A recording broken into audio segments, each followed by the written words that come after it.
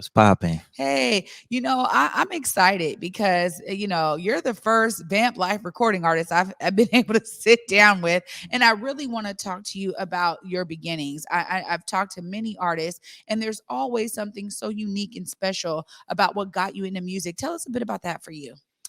Um, well, first of all, I didn't start off with dreams of being an entertainer like most people. Everybody's stories. I pick up the mic at 5 years old. You know what I'm saying? That wasn't my story. I initially was a person who was moving through corporate America with a different passion. My passion was for the youth, troubled youth or whatever. And I excelled in that, went to school and did the things that I needed to do to be productive in that business. However, being a South Central native and we go through the things with the police and attacking young black males and things like that, I got put in positions where things happened that affected my record. And at the time, for me, with that affecting my record and messing with my money that I had put myself in position to be able to obtain, not making grocery store money or things like that, but actually making something that was making a difference for myself and my family. Um, it ruined that. So the blessing of us having black entertainment is finding out that black entertainment will pay you to match the value of who you are. So with things being stripped from me in corporate America, I fell back to think like, where could I get the pay rate on who I am? What matches my hustle? What matches my drive? And that's what led me to entertainment. Mm, yeah. You heard? Mhm. Well, it's one of those things where it always is going to take a huge amount of dedication and motivation. And Right. we've heard that from famous artists, particularly in the music business, because, nowadays that attention span of the fans is not as long as it used to be. So you always have to be putting out new music and really Correct. be dedicated to the craft. How do you utilize your motivation to stay dedicated to your craft as you create new music? Well, first of all, you got to believe in yourself. You know what I mean? So I wake up every day feeling great about myself, great about what I'm doing. And being intuitive with me. When you love yourself and you love what you do, that come out in your music. And Mhm. and if you feel it, everybody else gonna feel it. Cause people know when it's not real. You know what I'm saying? So Right. the determination in your own hustle is what continues to have you have the motivation to keep going. So I'm inspired, period. Then I came from a home where I had a mother that told me I could be great at whatever I wanted to, and I believed that. You know what I'm saying? So I wake up feeling like I could do whatever I want to do anyways. Cause I just feel like it's there for the reach. You know what I'm saying? So Yeah. I'm inspired, period, on whatever journey that I put myself to. I'm gonna be inspired regardless because I feel like I can obtain it. You know Yeah. what I'm saying? Well, you talked about being from South Central, and it's interesting because we know like background means a lot in terms of like the lyrics you write, the way that the genre you get into. I mean, the inspiration behind a lot of your music. Tell us a bit about that. How your upbringing is maybe influenced you as an artist, how it influenced you, and then how it shows up in your music, in your craft. Well, I kind of took a different route from the environment and being a product of the environment. As we know South Central LA has a lot of street politics. You know what I'm saying? And if you made it past 21, you did great. But what I took from the situation was to show the people in my environment that we could elevate out of that.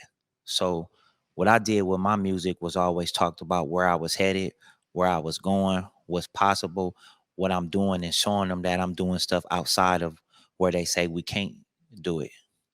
You heard? So most of my projects, I made sure that it wasn't in the community, but where we thought we couldn't go. Mm. So I did my videos in Beverly Hills, did my videos in Calabasas. I went everywhere to show everybody that we ain't gotta just do this. So my music is always to show them an example of elevating.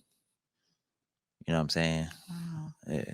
Well, that's a really great perspective. And it sounds like a niche too, because, I mean, people talk about the glitz and glam of, the music business, and we know it's a grind, And so at the end of the day, it's great that you had that idea to be like, look, I'm going to do something that's going to help folks really see not only can you come from South Central LA and be in these spaces and be comfortable here, but that you can actually like take it to another level. So that's important. Right, because you going I mean, I'm gonna always be true to where I came from. I know everybody that was in the surrounding areas.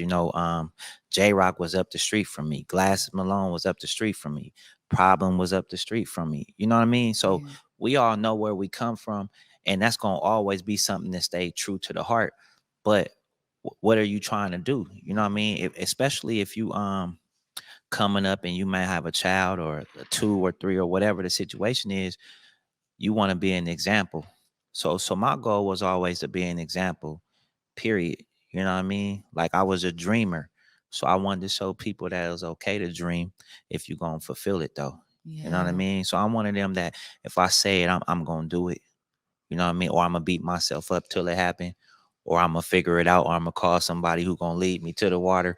But at the end of the day, the result is like it happened. You know what I'm Mhm. saying? So that was what my vision was. You know what I mean? Yeah. And it was a little harder though, because when you come up in that area where everybody wants you to stick to the script, you know what I mean? Because you judged in my area, you judged off of how rooted you are into what our situation is. So when you kind of step out the situation, some people like, man, is he keeping it real? Is he, you know what I mean? So it even take a lot of integrity to just stick to what you believe in, because sometimes the people might not move with it because you ain't staying down mentally where Yeah. they at. So you got to be encouraged enough yourself to feel like I'm a do my own wave. I'm still true to this, but I'm gonna do my own wave, and y'all gonna have to catch up later. But it's gonna happen. Yeah. You heard? So that was a challenge for me. You know. Yeah.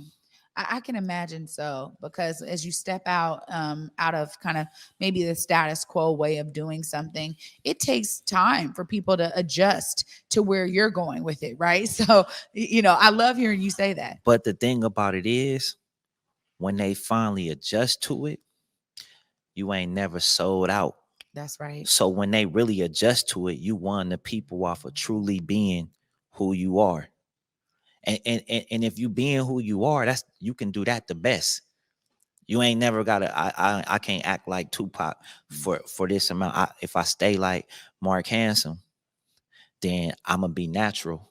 So I'm never gonna lose that wave because I'm really just going in the booth being me. My stories Yeah. is me. You know what I'm saying? I ain't fronting. You know what I'm saying? Yeah, no, that's important, and especially when you think about people who really know you, right? Before, you got became a recording artist. It's like you got family, you got people who know you who are gonna be like, "Yo, like, don't switch it up on us," right? And Mhm. I think that that's really important too, to bring folks along with you. How does your family resonate with you moving through the music business and growing your brand and growing your fandom? Tell us a bit about that, how your family is really responding to you as an artist. You know, the Bible say adversity start in the home, meaning the family. And a lot of family show excitement, and a lot don't.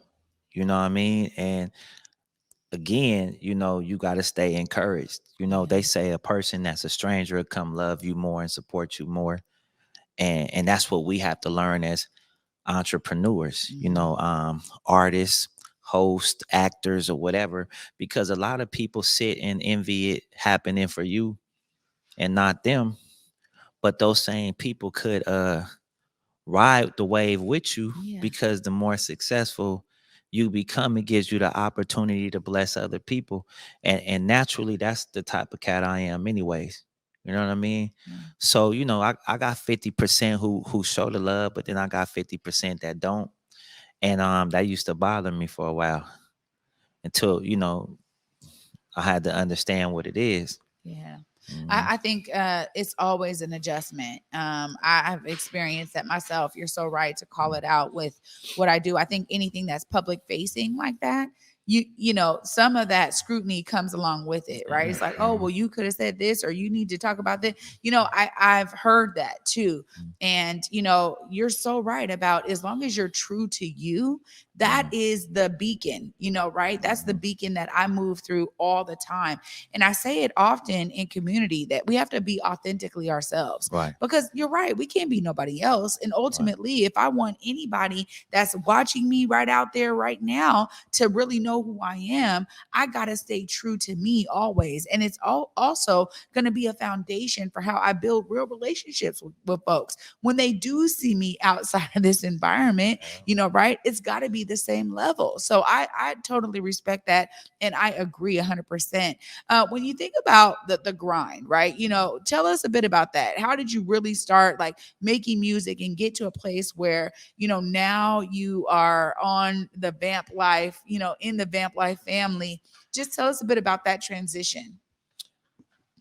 Um, Once my first record, the first record that took off for me, and I was able to feel that love, hear those radio spins, be in the car and hear the record come on, hear the people in the town playing it, you know, and I'm moving and I'm touring. I think it was like once the first record hit for me, that was like, oh, I like this feeling. You know what I'm saying? I can't stop.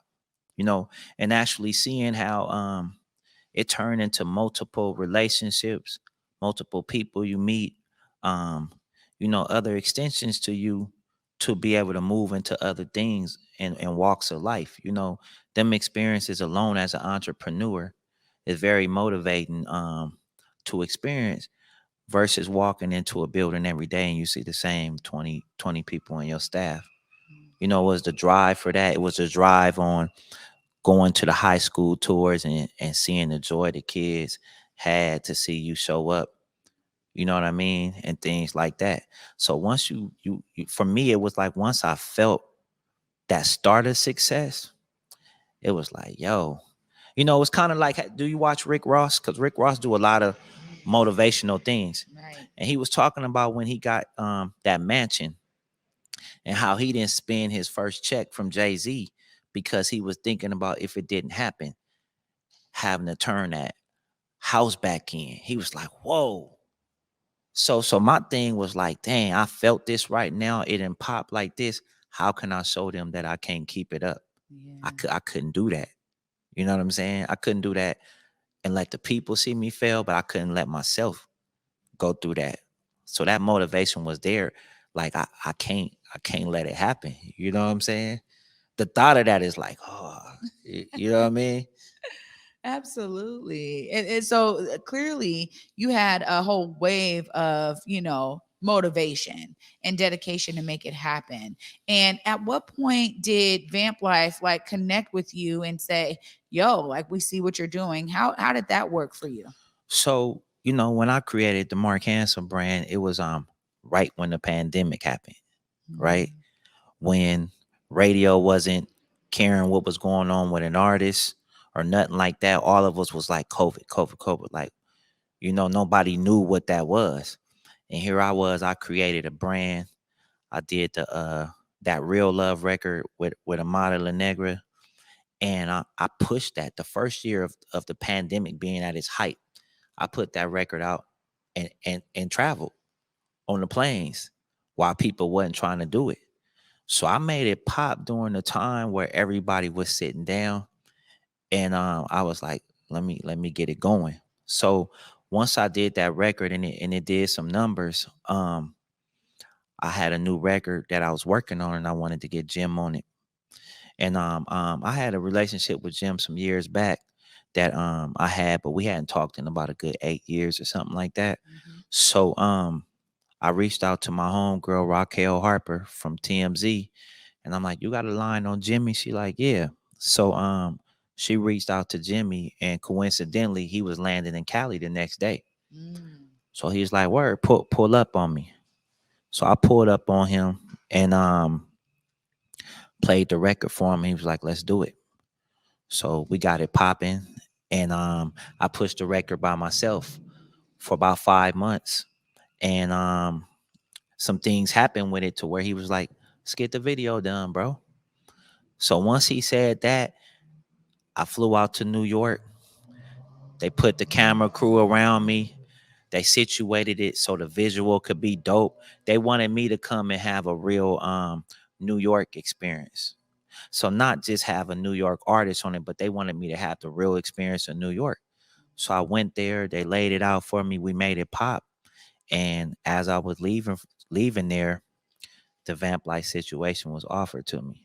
You know what Wow. I'm saying? See, this right here is a real, I love being able to tell the background story because Mhm. oftentimes people have a misnomer about what it takes to make it in any industry, but particularly when you're doing something that involves, you know, any form of celebrityism at all, right? It's like you were like, look, I had to pull my connections, make some calls to get connected with Jim Jones, to have him on the record, to then even have the opportunity for them to be like, yo, come work with us at Vamp Life. Like that right there is a real testament to you believing in yourself and putting yourself forward. Now, I know people can check out your music in a lot of different ways, but Marc, this is just, we could probably talk all day. This has just really been a pleasure to hear the background story because for me, it's always about how do we elevate your story so that others can be inspired by it. I got to give you a second though to look right there. Let folks know because I know you got music out. Music is hot.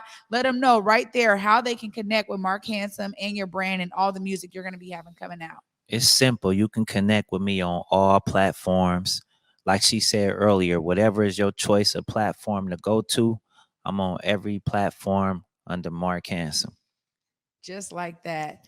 Marc, thank you so much for joining me today and sharing your story. And thank you for being dedicated so we can all get to hear your dope music. I was listening to it on the way in. I'm becoming a fan, Marc. You got me for Thank you. sure. Thank you so much for being with me today. All right. Much love. Absolutely.